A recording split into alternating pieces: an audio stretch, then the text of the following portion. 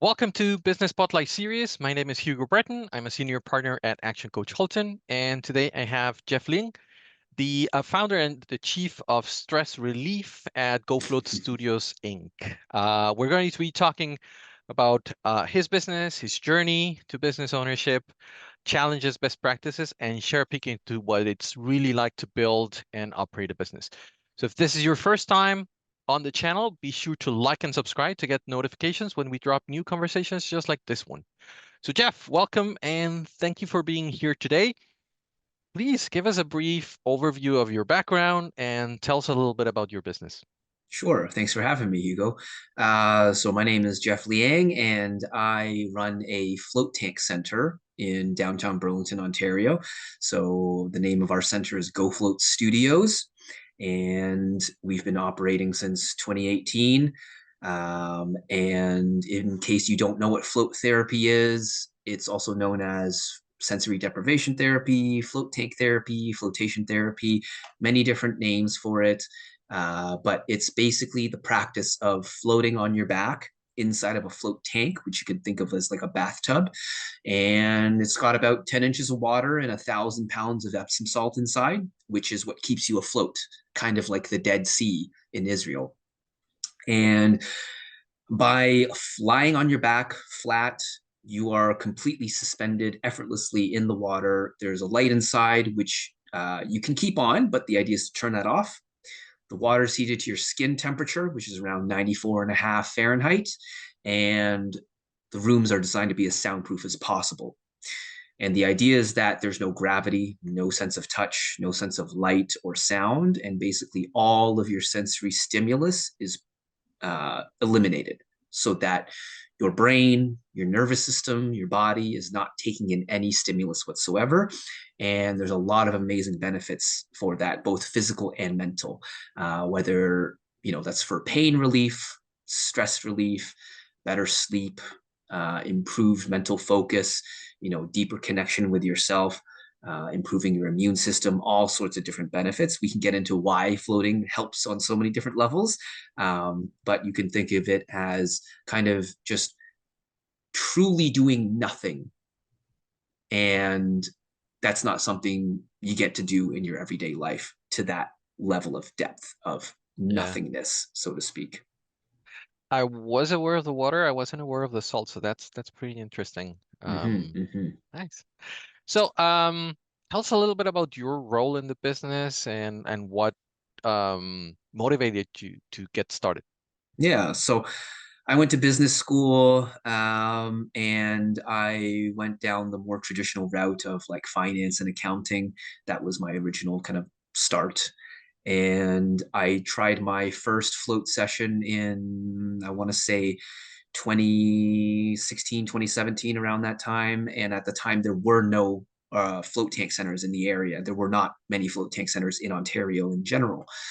And I had to drive pretty far to try my first time, and it was actually in somebody's house, like in their basement. Okay. And that's how kind of like new this type of business was, especially in this part of in this area. Yeah. And I needed it, or I wanted to do it because I was at a point in my life where I felt like I was running on autopilot. I didn't feel like I was doing things in my life that were because I wanted to do them. I felt like I was running out of energy. I was stressed out from school and work. And I just felt like I didn't have control over my life.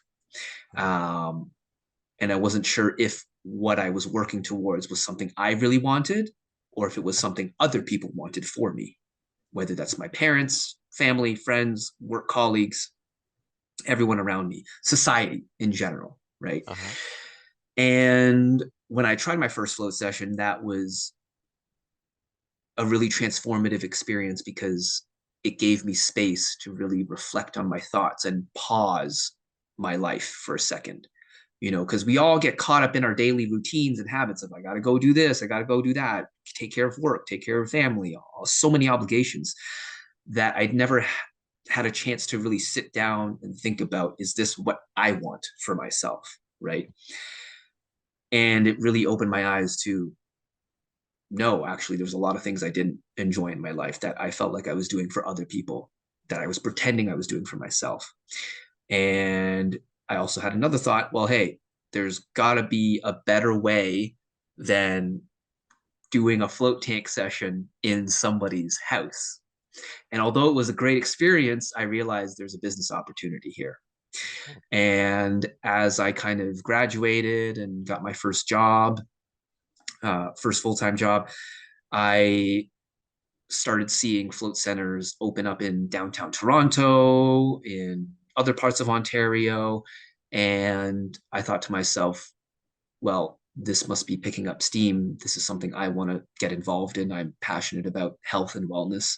Um, and I thought, if there's a time to get into a business while the industry is kind of really rapidly growing, now's the time. And I'm young. This is the time to kind of take a risk. And so, not even a year into my job, I was working in accounting.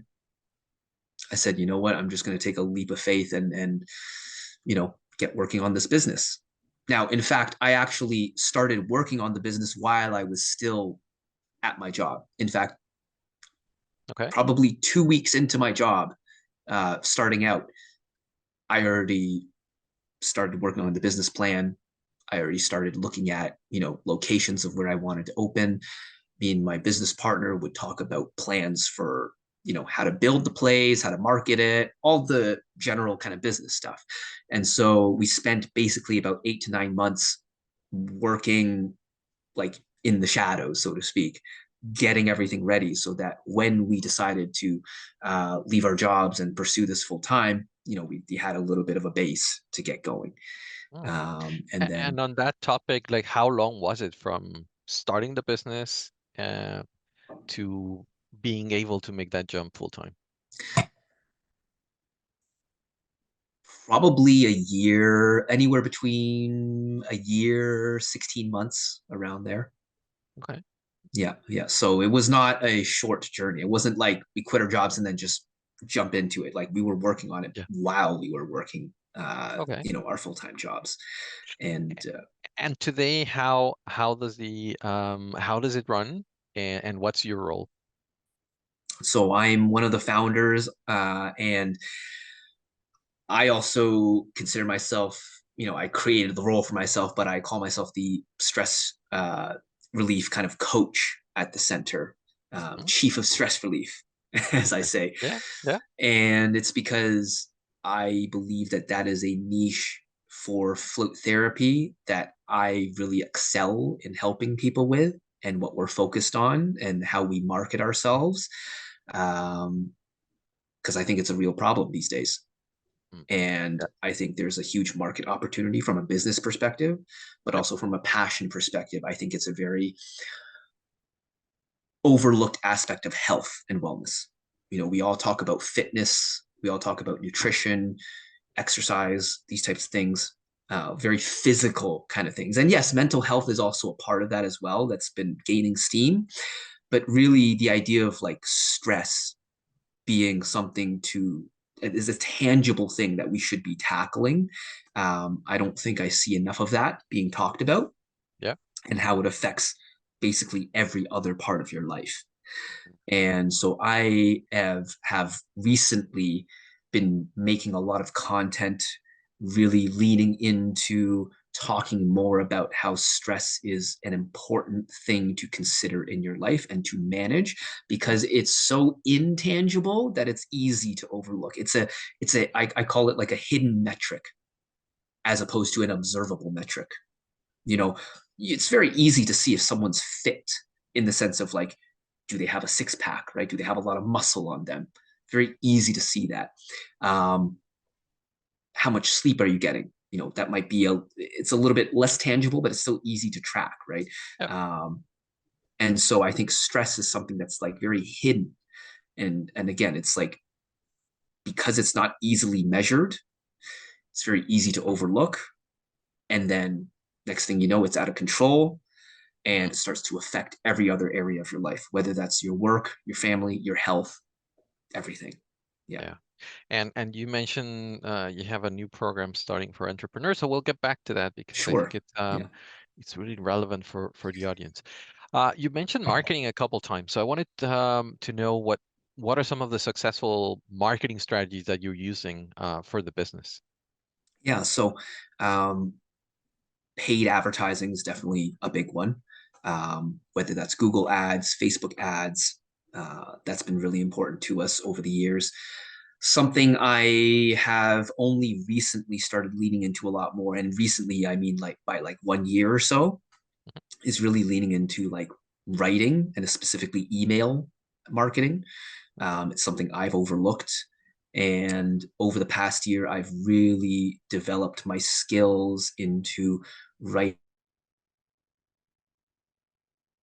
whether it's entertaining or educational. Mm. And I love writing. I've had people tell me, they're very hooked on the way I write, and it's very unconventional Uh-huh. in the way I write. Um, uh, I'm not sure how to quite describe it, but let's put it this way: I put memes in my emails as a form of communication. Okay. I tell stories.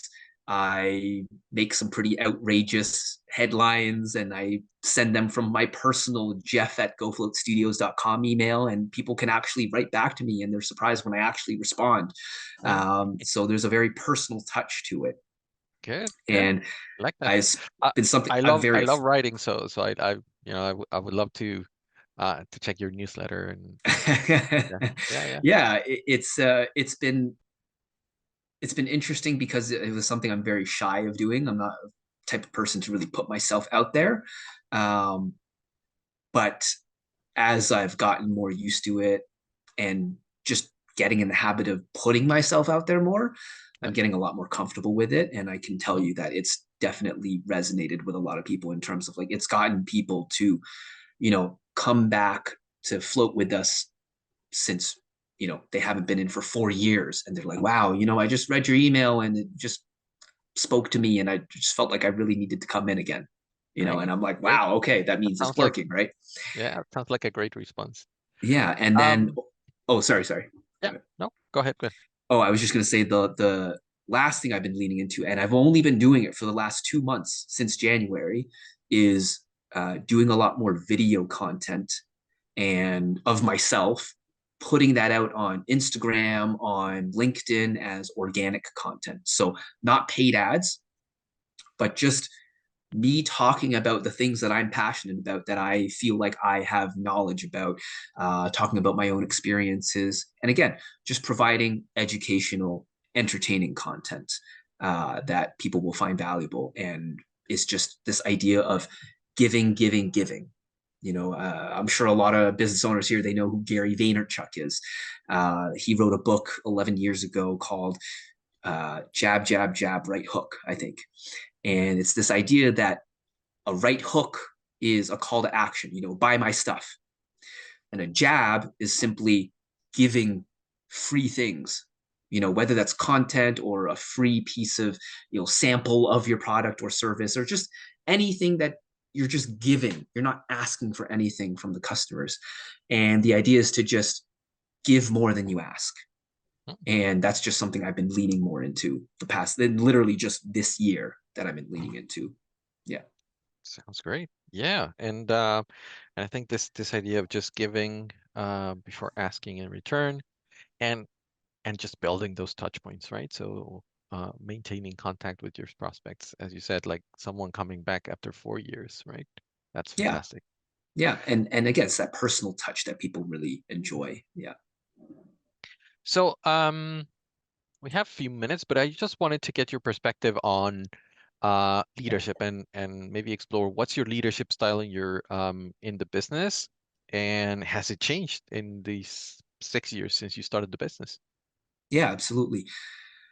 It's definitely changed. I used to be a very difficult person to work with, in the sense that I was a very micromanaging type of person. That's probably still a weakness of mine. Um, but I've learned to decentralize a little bit more, to let go a little bit more, and instead of you know trying to oversee every little thing, really learn to delegate and learn to let go a little bit more. And that could be in the form of creating standard operating procedures that employees can read through, or even just giving guiding principles and giving the tools and resources for my employees to handle any situation. And I like this idea of just having a North Star that my employees can always come back to. And that's where all their decision making comes from. So that no matter what situation they're in, they know what the North Star is and what would I do because of that question. And as long as I give them the tools to be able to handle the situation they're in, I found that has helped a lot in terms of taking my mind off of watching over every little thing. And in a more concrete example, that could be like dealing with customers. If there's a customer complaint, if there's something that needs to be rectified, or just again giving more value to the customer in some way, I have really empowered my employees to have that power and responsibility to make certain changes or to do certain things for customers that normally I think other businesses they would have to ask permission for first. I say, no, I'm going to give you the tools and resources and the freedom to figure this out on your own. But just keep this North Star in mind and Yeah. you will never go wrong. And I that's love key. Yeah, and that's I love keeping that customer first. empowerment. Oh, yeah. And I love that empowerment, but always guided by those guiding principles so that they know exactly what that North Star is. Yeah, yeah. Um, so a couple of questions. So where do you see the business in the next 3 to 5 years? And today, what do you see as, maybe what's the biggest challenge that you need to overcome to get there? Yeah, absolutely. I would say the route we're looking at over the next 3 to 5 years is has changed from my original plans. I think most float centers and most businesses in my kind of space are very focused on a physical aspect of like, let's franchise, let's open up a second location, let's open up like in that traditional kind, let's expand in a more traditional format. And from launching our new 6-week stress release program, which we've been working on for like a year now, we are thinking about, we're focused on using our center almost as a proof of concept and thinking bigger Hmm. in terms of, can we expand in a more digital, decentralized way that doesn't require so much risk and capital upfront physically directly, if that Okay. makes sense. Yeah, it does. Um, so, for example, maybe perhaps the concept that we're building, the service that we're providing at our center is proof that we can create a model that we can implement at other float centers around the world internationally.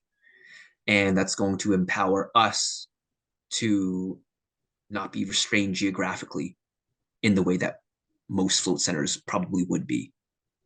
Okay. And really kind of sounds kind of a little crazy, but change the industry in a sense. I would like to change the float industry because I think there is a lack of what I'm providing, which is more of a kind of one-on-one guidance, coaching kind of take to our industry. So to just draw an analogy, a lot of fitness gyms might just open a bunch of gyms, right? But there are some gyms out there that say, no, we're not going to have people buy memberships and they come and go as they please. No, we're going to offer guidance, personal training on how to get the most out Mm. of what we offer here. Okay. And I think Uh, there is none of that in the float industry.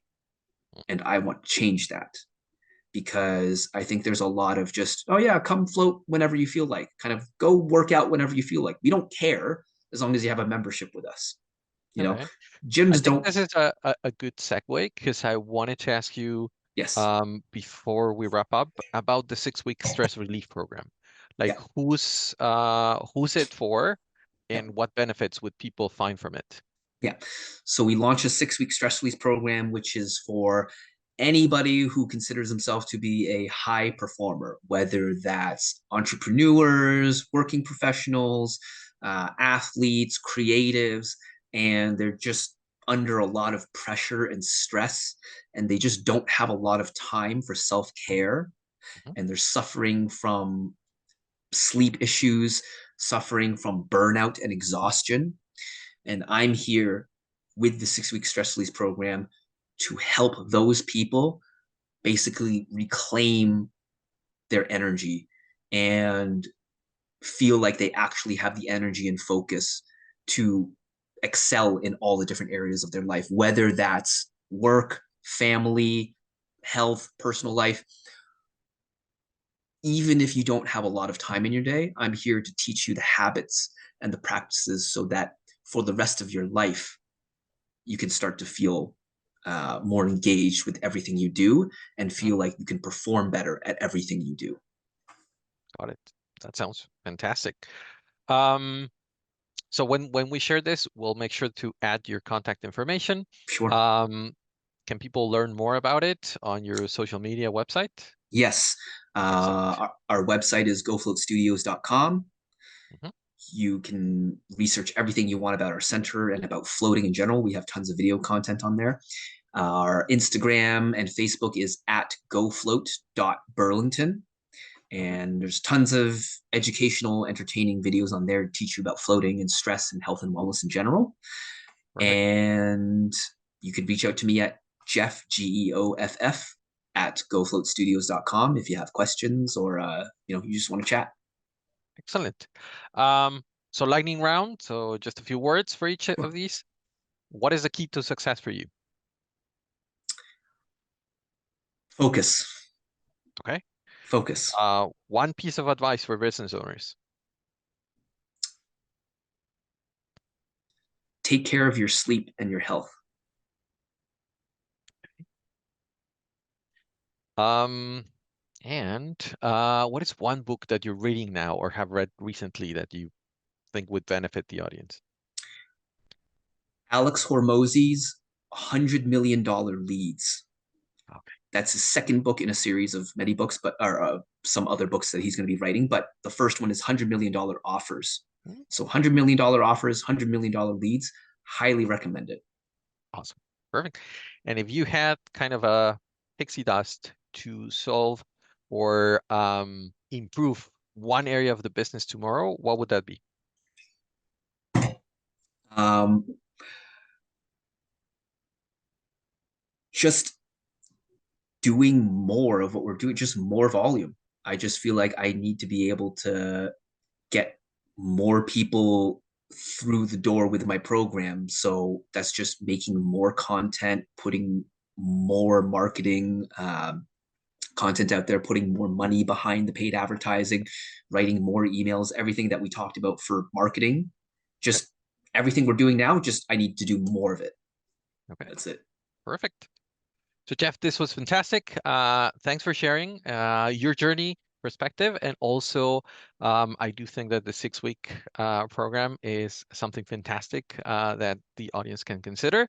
So thanks again for your time and being here at Business Spotlight. Thank you, Hugo.